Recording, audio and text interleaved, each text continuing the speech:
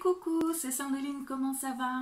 On se retrouve aujourd'hui pour une nouvelle vidéo d'apprentissage et aujourd'hui, on va parler des cartes dites positives et des cartes dites négatives et comment savoir à quel moment je prends la polarité positive ou la polarité négative, comment j'interprète la carte dans un cas, comment je l'interprète dans l'autre, bref, comment se repérer et pour ça, je vous propose 4 étapes. Alors avant de commencer, je tiens à remercier toutes les personnes qui sont derrière leur écran, pour certaines qui me soutiennent de manière indéfectible depuis un moment. Sachez que je suis très touchée par votre présence, par vos gentils mots, ça me booste toujours plus pour vous proposer encore plus de contenu. J'en profite aussi pour remercier les personnes qui nous rejoignent peut-être aujourd'hui, qui découvrent ma chaîne. J'espère que tout ça va vous plaire, que je vais vous plaire surtout. Si vous faites du lèche-vitrine un petit peu dans les différentes playlists que je vous propose, vous allez trouver des guidances temporelles, des guidances intemporelles, des reviews, des sessions d'exercice et puis des vidéos dites d'apprentissage comme celle-ci. Si vous avez envie du coup de recevoir les notifications des prochaines vidéos et que ce n'est pas déjà fait, pensez à vous abonner et surtout à cliquer sur la cloche pour bien recevoir les notifications des prochaines vidéos. J'en profite aussi pour vous dire que si vous avez des questions pour lesquelles vous souhaiteriez un tirage, faites-moi part en commentaire ou par mail si vous souhaitez poser votre question en tout anonymat. J'ai toujours besoin de questions pour des exemples de tirage ou pour illustrer les vidéos telles que celle-ci. Bon, pas cette fois, mais parfois. Donc je ne prends pas toujours les questions dans l'ordre parce que ça dépend de ce dont j'ai besoin pour illustrer mes propos. Mais sachez que je reviens vers vous, donc restez vigilants, souvent pour vous poser des questions complémentaires ou savoir un peu dans quel contexte vous posez la question, selon justement ce dont j'ai besoin pour les prochaines vidéos. Et ce serait dommage que vous loupiez votre tirage si vous ne me répondez pas, ça m'est déjà arrivé. Donc voilà, je vous préviens de rester connecté. Je voulais aussi vous dire de me dire en commentaire quel contenu vous voudriez voir sur ma chaîne aussi, quel genre de vidéo, quel thème vous souhaiteriez aussi voir abordé pour les vidéos d'apprentissage par exemple. Bref, dites-moi tout. Alors, les cartes négatives, les cartes positives, quel dilemme. D'abord, je fais un recadrage tout de suite là. J'aime pas vraiment qu'on parle de cartes positives et de cartes négatives parce qu'il n'y a pas vraiment de cartes qui soient foncièrement l'une ou l'autre. Il y a des cartes qui, certes, nous mettent dans une ambiance plus ou moins sympathique, mais on a toujours la polarité opposée dans toutes les cartes. Et puis, selon le contexte, même une carte qui s'annonce hyper positive peut revêtir un aspect dit négatif, et vice-versa. Alors, si vous voulez bien, on va plutôt parler du côté ombre et du côté lumière des cartes. Ok? Bon, maintenant que j'ai tergiversé sur les termes, c'est bien beau, mais on a toujours le problème de savoir qu'est-ce qu'on fait de telle ou telle carte, à telle position, qu'est-ce qui se passe? Et bien donc, je vous propose 4 étapes pour y répondre. Première étape, bien définir les positions des cartes. Quelle carte va répondre à quoi, à telle position? Il n'y a pas longtemps, on m'a posé la question pour le 7 de coupe, par exemple. Si dans un tirage, le 7 de coupe se trouve en position obstacle, qu'est-ce qu'on fait? Si le 7 de coupe est à l'envers, qu'est-ce qui voudrait dire qu'il n'y a pas assez de choix ou à l'endroit qu'il y a trop de choix? Alors c'est la raison déjà pour laquelle moi, personnellement, je ne lis pas les cartes à l'envers. Quand la carte est en polarité ombre et qu'en plus on la met à l'envers, ça veut dire quoi? On la retourne 2 fois en fait, on est en ombre et puis on remet, et puis moi perso je m'y perds et il y en a bon nombre qui s'y perdent aussi, c'est peut-être aussi pour ça que vous vous y perdez. Je pense que c'est mieux de tirer que les cartes à l'endroit, mais bon, c'est mon humble avis. Et il me semble d'ailleurs que c'est la position de la carte qui va définir si on interprète le côté ombre ou le côté lumière. Donc la première chose, c'est de bien définir ce à quoi la carte va répondre. La position obstacle, c'est pas le conseil c'est pas la situation actuelle. Bien se centrer sur ce à quoi la carte va répondre et donc pour ça, bien se concentrer sur la question. Exemple, est-ce que je vais trouver l'amour? On aura vite fait de bifurquer sur comment je vais trouver l'amour ou sur son futur partenaire ou sur le contexte. Sur cette question, mettons que je sors le 7 de coupe, tiens, en obstacle. La réponse ne sera pas la même si la question est comment je vais trouver l'amour, est-ce que je vais trouver l'amour, quel sera mon futur partenaire, dans quel contexte je vais trouver l'amour, etc. Donc si vous commencez à être perdu, déjà, la première chose que je vous recommande, c'est de vous recentrer sur la question en mode c'est quoi la question déjà? C'est qui le sujet de la question? C'est moi, c'est l'autre, c'est la relation, c'est qu'est-ce qui va se passer, tout ça. Dans la question vais-je trouver l'amour, l'obstacle, c'est mon obstacle à moi. Vais-je trouver l'amour? C'est pas l'obstacle au fait de trouver l'amour, c'est pas l'obstacle de ce qui se passe autour de moi, c'est pas l'obstacle des personnes qui pourraient potentiellement devenir mes partenaires, c'est bien mon obstacle à moi. Sinon, on reformule la question, comment vais-je trouver l'amour? Qu'est-ce qui fait que je ne trouve pas l'amour? Quoique, on préfère quand même poser une question en termes positifs. Mais bon, ça c'est pas le sujet de la vidéo, il y en aura d'autres, sûrement d'ailleurs. Clairement, qu'est-ce qui fait que je ne trouve pas l'amour? Ça représente à demander quel est le blocage. Et donc, du coup, je vous conseille vivement de ne pas ajouter la position obstacle quand vous cherchez les blocages, parce que là aussi, vous risquez de vous y perdre.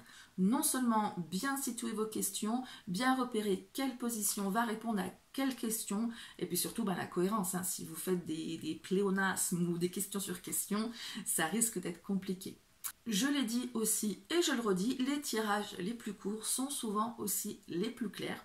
Quitte à recouvrir une carte pour avoir des précisions, mais un tirage à 3 cartes par exemple, c'est toujours moins déroutant qu'un tirage à 15 cartes. D'autant que quand on fait un tirage à 15 cartes, on en trouve des modèles sur internet, vous en trouvez sur mon site d'ailleurs. En fait, on a 15 questions différentes pour une thématique générale et au final, une carte répond à une question. Donc, on a bien la question en tête et donc ce à quoi va répondre chaque carte. Deuxième étape, comment je sais si mon set de coupe c'est trop de choix ou pas assez de choix quand on l'interprète dans la situation de blocage. Ce que je vous recommande, c'est de penser au maximum à la carte dans sa signification neutre avant de penser en termes d'ombre ou de lumière. Et c'est là que le mental va venir jouer son rôle pour vous gendarmer. L'intuition m'a dit quelque chose, mais là je me sens perdue. Le mental, il vient vous dire qu'est-ce que tu nous fais là? Tu pars encore dans ce sens-là alors qu'il faut partir dans ce sens-là. Ah oui, c'est vrai. Merci mon mental d'avoir joué ton rôle. Donc la signification neutre du set de coupe, je vais peut-être arrêter de vous la montrer parce que je vais utiliser le set de coupe quasiment toute la vidéo. Donc la signification neutre du set de coupe, c'est quoi finalement? C'est pas trop de choix, c'est pas assez de choix, c'est beaucoup de choix. Ce qui fait qu'on peut se retrouver à hésiter, donc on peut ajouter aussi le mot-clé hésitation. Ça peut vouloir dire aussi qu'on a tellement de choix que tout est possible, mais ça, c'est le contexte qui définit. Et c'est pour ça que parfois, même souvent, il y a des mots-clés qui vont dire tout et leur contraire et qu'on peut se perdre. C'est parce que les mots-clés sont hors contexte en fait. Et quand on les replace dans le contexte, on peut alors choisir le côté ombre, le côté lumière, plutôt tel mot-clé que l'autre, ce qui nous paraît en fait le plus logique. Pour reprendre je le mets à l'endroit, c'est mieux, set de coupe. Donc, set de coupe, c'est beaucoup de choix, ok?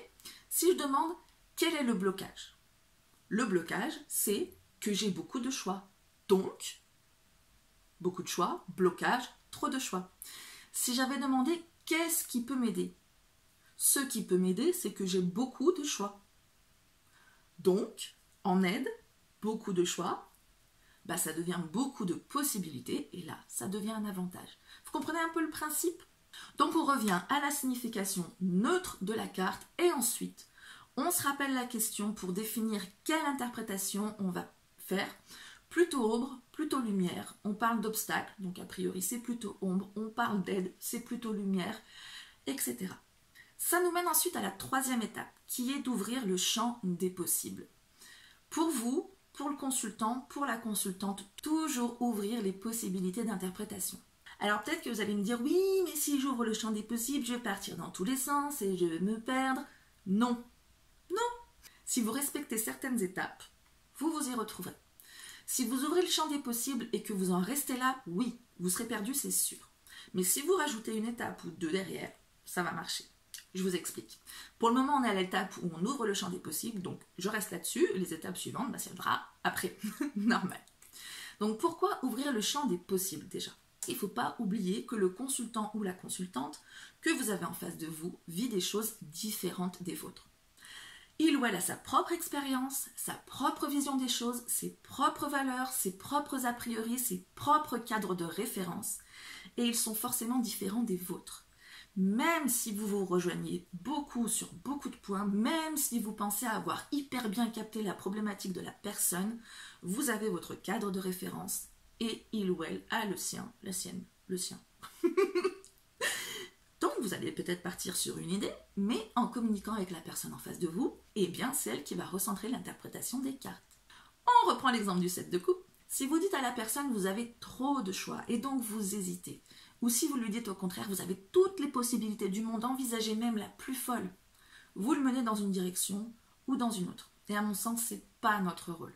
Mais si vous lui dites vous avez beaucoup de possibilités qui s'offrent à vous, et qu'ensuite vous lui laissez la parole, il ou elle a peu de chances de vous laisser comme ça. En général, on va vous répondre et on va vous dire ben oui, c'est vrai, j'hésite tout le temps, ou alors oui, mais il faut bien que je choisisse, je ne peux pas tout faire. Alors vous allez pouvoir lui répondre, eh bien les cartes vous conseillent de cibler ce que vous voulez, hein, quand la personne hésite tout le temps, ou d'envisager même l'inenvisageable. Je dois bien choisir, ben non, vous pouvez envisager tout. Vous comprenez la différence? Mais oui, mais si vous tirez les cartes pour vous, vous connaissez a priori, ben oui, et ben là c'est le même problème, sauf qu'il en inverse. Vous vous connaissez tellement bien, en surface en tout cas, que vous ciblez d'emblée, vous partez dans une direction, sans vous accorder à vous toutes les autres possibilités qui s'offrent à vous. On reprend toujours le même set de coupe. Oui, je sais, à ce stade, vous en avez peut-être marre de mon set de coupe, je passerai à une autre carte tout à l'heure, mais pour le moment, si je veux que ce soit clair, il me semble que c'est mieux de rester sur la même carte. Donc, votre set de coupe, vous vous dites que vous avez trop de possibilités parce que vous savez que vous avez une forte tendance à hésiter. Or, les cartes vous disent peut-être à ce moment-là que vous devez envisager l'inenvisageable. Et vous êtes peut-être privé d'un conseil avisé parce que vous n'avez pas ouvert le champ des possibles. Peut-être qu'on vous dit encore carrément autre chose. Ce que vous pouvez faire, c'est noter. Vous notez vos suppositions pour clarifier ce qui se passe dans votre esprit. Et je dis bien suppositions parce qu'à ce stade-là, on n'en est qu'à des suppositions. Et il faut aussi accepter qu'on n'ait pas les réponses d'emblée. Il y a un processus à suivre. C'est comme ça. On n'est pas tous en mode « Oh, lumière, je sais tout, je n'ai pas besoin de réfléchir. » Voilà. Je vous rassure, c'est comme ça pour beaucoup de personnes. Donc bon, vous notez, vous notez, vous notez. Oui, mais alors je note, et puis du coup je me perds à nouveau. J'ai fait quoi? Quatrième étape, je me recentre. Juste avant, on était sur l'intuition et la créativité en imaginant toutes les possibilités. Juste avant, c'était le mental qui gendarmait cette intuition pour la recentrer sur la bonne question. Et bien là, rebelote. Pour moi, l'interprétation d'un tirage, en fait, c'est un va-et-vient entre l'intuition et le mental. On a tendance à penser que le mental est notre ennemi, mais en fait, il a son rôle à jouer. Et ça, c'est très important. Quand on cherche à le faire taire, je pense que chercher à le museler, c'est une erreur. Je pense qu'il faut plutôt le laisser intervenir, mais lorsque c'est son moment. En général, on essaie de faire taire le mental parce qu'il est trop présent, mais il a aussi son rôle à jouer. De la même manière, quelqu'un qui n'utilise pas du tout son mental, c'est pas super bien, c'est pas non plus tout à fait dans le juste. Je pense qu'il faut quand même avoir le bon équilibre entre les deux. Parce que le mental, comme je vous le disais, il va vous dire si vous êtes en train de vous égarer, il va vous dire si votre imagination s'est emballée, il va vous dire que vous êtes en train de partir peut-être dans la mauvaise direction ou que vous êtes même déjà dans les nuages. Donc le mental, il revient à nouveau et il considère toutes les possibilités qui ont été évoquées en amont pour définir laquelle ou lesquelles sont les plus plausibles. Et là, dans votre liste, vous pouvez rayer certaines suppositions, en retenir d'autres. Et là, le dialogue réintervient. Quand je fais des vidéos de tirage, vous verrez la plupart du temps, autant que faire se peut, en tout cas, j'envisage plusieurs solutions. En tout cas, je me gendarme pour les faire. Pendant que j'énonce quelque chose, en fait, j'ai mon esprit qui divague et qui envisage les autres propositions. D'autant qu'on est aussi sur des tirages généraux, donc il faut aussi que ça parle à un maximum de monde. Donc, le 7 de coupe, à nouveau. Je vais commencer par vous dire, alors, le 7 de coupe, c'est une carte qui dit... Et déjà, ça va me permettre de me centrer sur la carte. Et puis, ça va me donner le temps de réfléchir aussi. Plutôt de laisser un blanc qui va dire, c'est quoi les obstacles? Et puis, je suis en mode, 7 de coupe, ça veut dire panique, panique, panique, faut que je dise un truc, faut que j'interprète, faut machin. Non. Ce que je fais, je dis, le 7 de coupe parle de beaucoup de possibilités qui s'offrent à vous. Voyez là, sur la carte, on voit une personne qui est face à des coupes remplies, chacune avec un élément différent dedans, pour évoquer les différentes possibilités. Je décris la carte, je donne la définition de la carte, ni plus ni moins. Et puis, alors il y en a des sympas, avec des sous, avec des lauriers pour la réussite. Et puis il y en a des moins sympas, avec un serpent, ici un fantôme. Alors oui, et on hésite. Qu'est-ce que je devrais choisir, cette coupe-là ou cette coupe-ci? Ok, toujours dans la description de la carte. C'est pas qu'il faut la décrire, mais ça me permet de me mettre dans le bain, de mettre la personne dans le bain en face et puis de nous mettre à l'aise. Ok. Puis ensuite, pour ouvrir le champ des possibles, je n'affirme toujours pas, je pose des questions. Est-ce que vous n'auriez pas tendance à avoir du mal à vous décider? Ou est-ce que vous envisagez l'inenvisageable parfois? Et en face, la réponse, ça peut être oui, mais c'est d'envisager l'inenvisageable. C'est dur à dire, mais j'y suis arrivée. Qui me fait justement hésiter. Alors je fais quoi? Ah, autre question, donc autre carte. C'est là aussi qu'il faut bien se rappeler quelle carte répond à quoi. On était sur qu'est-ce qui bloque. D'accord? On interprétait avec le set de coupe qu'est-ce qui bloque. Et maintenant, on nous demande qu'est-ce qu'on fait. Et bien souvent, on va chercher la réponse à cette deuxième question dans la deuxième carte qu'on avait tirée. On est toujours sur la même problématique. On parle de ce qui bloque, on parle de beaucoup de choix, on parle d'hésitation ou de trop de possibilités. Ou voilà. Mais c'est juste ce qui bloque. On ne cherche pas plus loin pour le moment. Ce qui bloque, c'est beaucoup de choix. Et quand la personne en face, elle vous dit oui, qu'est-ce que je fais maintenant? C'est une deuxième question, une carte conseil par exemple. Le set de coupe, donc il répond bien à l'obstacle, pas au conseil. Donc le mental, ici, il va peut-être vous dire attends Pépé, c'est pas la même question, il faudrait peut-être que tu en tires une autre. Vous l'écoutez. Et c'est cet aller-retour permanent qui va se faire entre l'intuition, le mental, qui va vous permettre de vous positionner et de vous y retrouver. Là, vous revenez sur la même problématique qu'au début, vous êtes perdu, mais vous reprenez les étapes. Évitez de chercher absolument à vous sortir de là de manière instinctive. Évitez aussi de vous dire oh mon Dieu, qu'est-ce que je fais? Vous stoppez tout, vous soufflez, vous regardez votre carte et vous vous dites attends, qu'est-ce que j'ai pas fait correctement? Où j'en suis? Qu'est-ce qui se passe? Étape 1, c'était quoi déjà la question? Ça répond à quelle position cette carte? Et là vous verrez que bien souvent, rien qu'avec cette étape déjà, vous y voyez déjà plus clair. Déjà. Donc vous vouliez d'autres exemples que ce fichu set de coupe, je ne l'ai pas lâché de la vidéo, c'était chiant. Eh bien, allez, on va trouver d'autres interprétations. On va trouver d'autres questions, d'autres cartes, je vous en ai préparé un petit peu. Voyons ce sympathique 3 d'épée. Le 3 d'épée, ça peut être n'importe quoi. On va reprendre les idées d'obstacles, de conseils, d'accord? Un conseil pour le 3 d'épée le 3 d'épée, peut-être que vous vous dites parce que le 3 d'épée, c'est pas mon petit cœur est blessé, j'arrive pas à m'en remettre, c'est compliqué, j'ai mal et tout. Le 3 d'épée, signification plus neutre, générale, ce sont les blessures. D'accord? La douleur.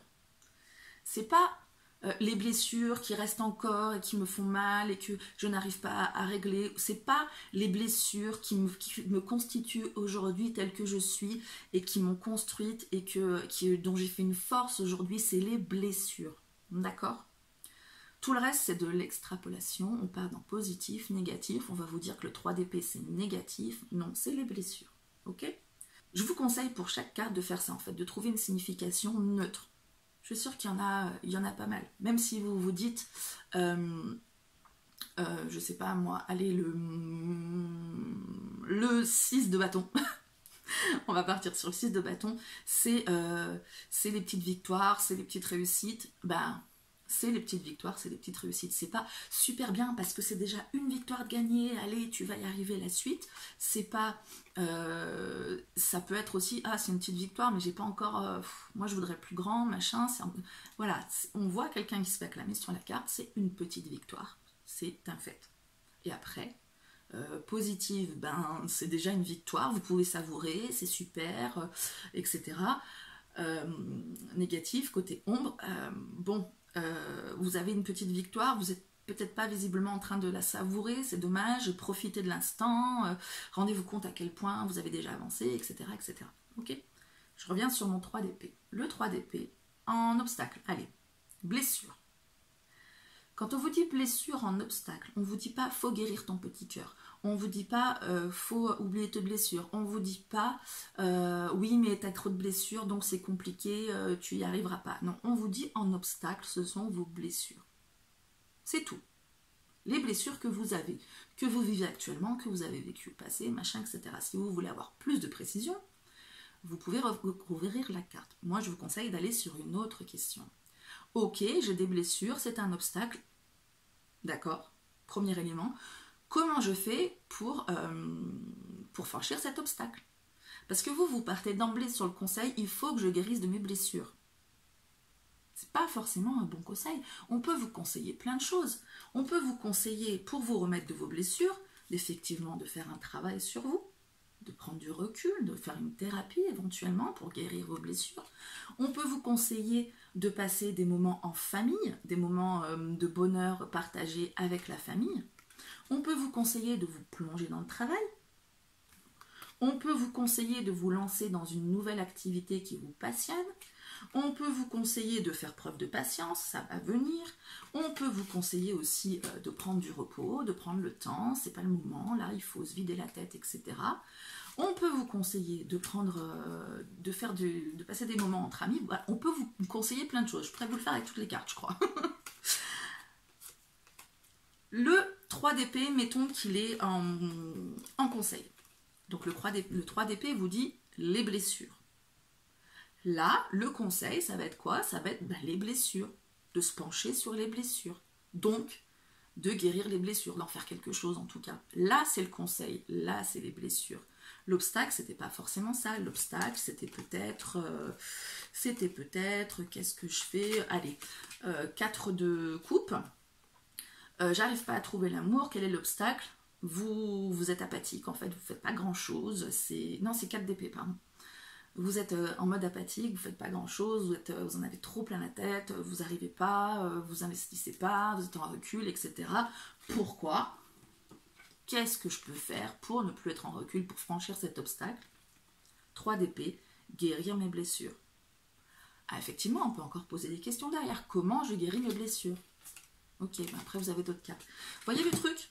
Une carte, une position. Vous pouvez demander des précisions, mais je vous conseille plutôt de faire une carte, une position. Donc, appliquez ces 4 étapes qui vont jongler entre le mental et l'intuition, l'un n'étant pas l'ennemi de l'autre. Hein, le mental a son rôle à jouer, contrairement à ce qu'on peut croire. Et puis, vous allez voir qu'au fur et à mesure, tout va devenir plus clair. Entraînez-vous avec des cartes comme ça, qui peuvent vous sembler aussi difficiles. Hein. Vous avez le 9 d'épée, par exemple, c'est l'angoisse. L'angoisse. L'angoisse, c'est encore un mot.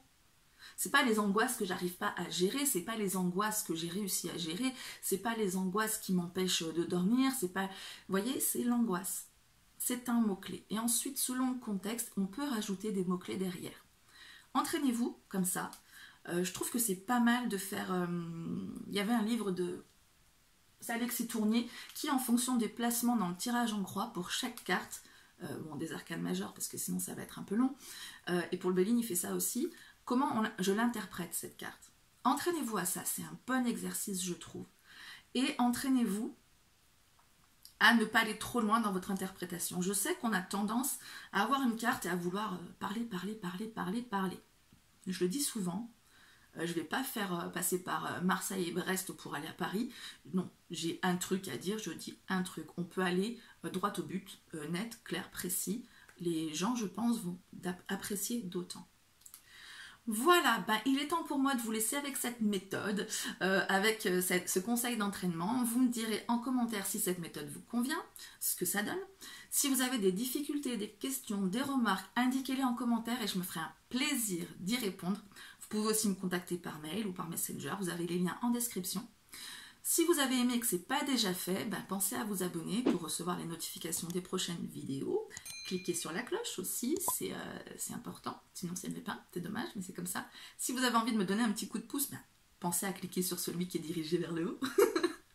Je vous fais plein de bisous et je vous dis à très bientôt pour la prochaine vidéo.